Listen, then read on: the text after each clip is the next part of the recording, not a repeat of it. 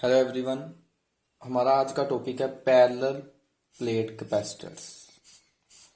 देखो, इससे जो पीछे आपने टॉपिक किया था उसमें मैंने आपको principle of parallel plate capacitor के बारे में बताया था, जिसमें हमने दो मेटल प्लेट्स ली थी, उनको किसी सर्टन डिस्टेंस पर रखा था और एक प्लेट को मैंने जो चार्ज जो था पॉजिटिव चार्ज उसको सप्लाई दी, पॉजिटिव चार्ज दिया एक प्लेट को, और दूसरी चार्ज पर अपने आप चार्ज जो इंड्यूस हो गया। चार्ज जो दूसरी साइड पर इंड्यूस हुआ था, जो साइड दूसरी प्लेट की पॉजिटिव चार्ज की तरफ थी, उस पर जो चार्ज इंड्यूस होता है, ऑपोजिट चार्ज इंड्यूस होता है, आपको पता हो, उस साइड पर नेगेटिव चार्ज इंड्यूस हो गया। और दूसरी साइड पर जो पॉजिटिव चार्ज इंड्यूस हुआ था पैरेलल प्लेट कैपेसिटर में, हम उस एंड को, सेकंड प्लेट के उस एंड को जहां पर पॉजिटिव चार्ज इंड्यूस होता है, उसको हम ग्राउंडेड कर देते हैं। वो पॉजिटिव चार्ज हम अर्थ कर देते हैं, अर्थ में डाल देते हैं। ठीक है, तो पीछे बच जाता है नेगेटिव चार्ज, और इस नेगेटिव चार्ज की वजह से नेगेटिव पोटेंशियल बढ़ता है। और आपको मैंने कैपेसिटेंस का फार्मूला बताया था, C is equal to Q/V। तो अगर नेगेटिव पोटेंशियल बढ़ेगा, अगर जो पोटेंशियल आपका नेगेटिव पोटेंशियल बढ़ेगा, तो नेट पोटेंशियल में टोटल पोटेंशियल जो मैंने आपको बताया था प्रिंसिपल में, वो डिक्रीज हो जाता है। तो अगर इस फार्मूले के अकॉर्डिंग पोटेंशियल डिक्रीज होगा, तो पैरेलल प्लेट कैपेसिटर की कैपेसिटेंस जो है वो इंक्रीज होगी। मतलब इन कैपेसिटर्स की कैपेसिटी तब इंक्रीज होती जब जो पोटेंशियल है कम हो। तो अब हम पैरेलल प्लेट कैपेसिटर में कैपेसिटेंस का फार्मूला निकालेंगे। तो सबसे पहले हमने दो प्लेट्स ले ली, थिन प्लेट्स, ठीक है, नंबर 1 और नंबर 2, इनको सर्टन डिस्टेंस D पर रख दिया, और फिर हमने चार्ज जो है एक प्लेट को चार्ज दिया। ठीक है, और जब हमने चार्ज दिया और दूसरी पर चार्ज जो है इंड्यूस हो गया। तो इससे पहले एक और चीज मैं आपको बताना चाहूंगा, जो आपने इन दोनों प्लेट्स में इंसुलेटिंग मीडियम रखा है एक, ठीक है, इंसुलेटिंग मीडियम चाहे आप एयर रख लो, पेपर रख लो, माइका रख लो, ग्लास रख दो, किसी भी मीडियम पर इनको सर्टन डिस्टेंस पर रखना, जो कि हमने D डिस्टेंस मान लिया। ठीक है, तो अब अगर आपने जब इसको चार्ज दिया तो यहां पर भी नेगेटिव चार्ज इंड्यूस हो गया, जो हमने डिनोट किया -Q के साथ, और जो चार्ज हमने दिया उसको +Q के साथ। तो अगर आप दोनों प्लेट्स पर, अगर आप प्लेट नंबर 1 और प्लेट नंबर 2 पर सरफेस चार्ज डेंसिटी निकालते हो, तो एक पर जो सरफेस चार्ज डेंसिटी है वो है सिग्मा, और दूसरे पर है -σ।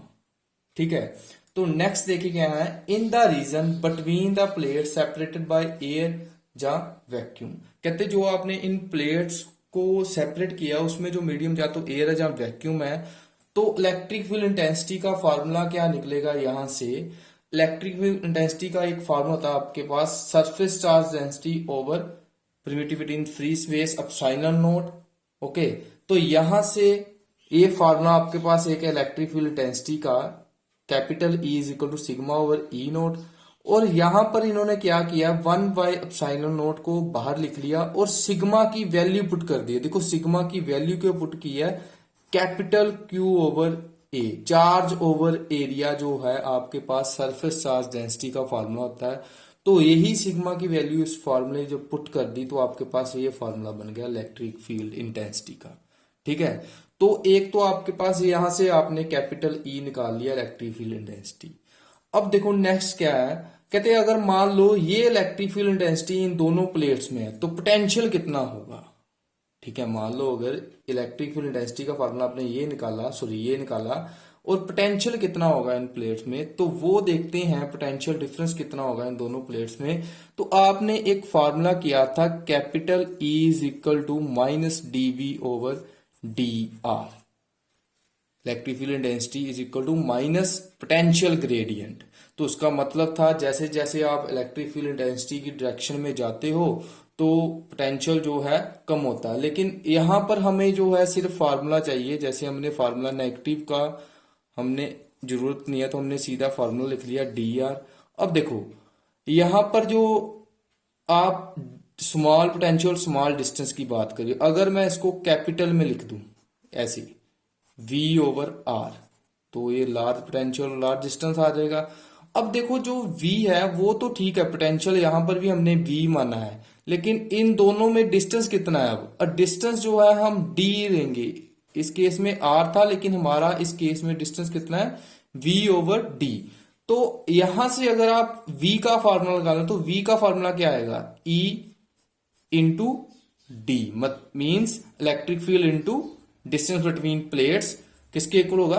पोटेंशियल के। यही फार्मूला यहां पर लिखा है, potential is equal to electric field intensity into D, means distance between जो प्लेट्स में जो डिस्टेंस है डी, वो फार्मूला यहां से आपका निकला। तो यहां पर अगर आप कैपिटल ई की वैल्यू पुट करते हो, ये वाली, तो जब आपने कैपिटल ई की वैल्यू पुट की तो ये आपके पास आया v is equal to 1 over epsilon naught q over a into D. जैसे यहां पर d था, ये वैसे ही साथ रहा। अब देखो आपने यहां पर जो है अब v निकाल लिया यहां से। अब आपके पास जो फार्मूला है capacity of parallel plate capacitor का, वो क्या था? C is equal to Q over V. ये आपके पास जनरल कैपेसिटेंस का फार्मूला है पैरेलल प्लेट कैपेसिटर में। कैपेसिटी निकालने का जो फार्मूला है C is equal to Q over V. अब देखो V आपने यहां पर ऊपर निकाला है, मीन्स ये वैल्यू आपकी V की। अब ये वाली वैल्यू आप यहां पर पुट करेंगे तो नीचे अब V की वैल्यू पुट की, यहां से कॉमन क्या है? जो कॉमन है वो कट कर देंगे। जैसे ये capital Q charge charge cancel हो गया, और जो यहां पर रेसिप्रोकल में है वो ऊपर जाएगा। ठीक है, अब यहां से एप्सिलॉन नॉट और A ऊपर आएगा, और आपके पास जो है ये फार्मूला आ गया capacity of parallel plate capacitor का।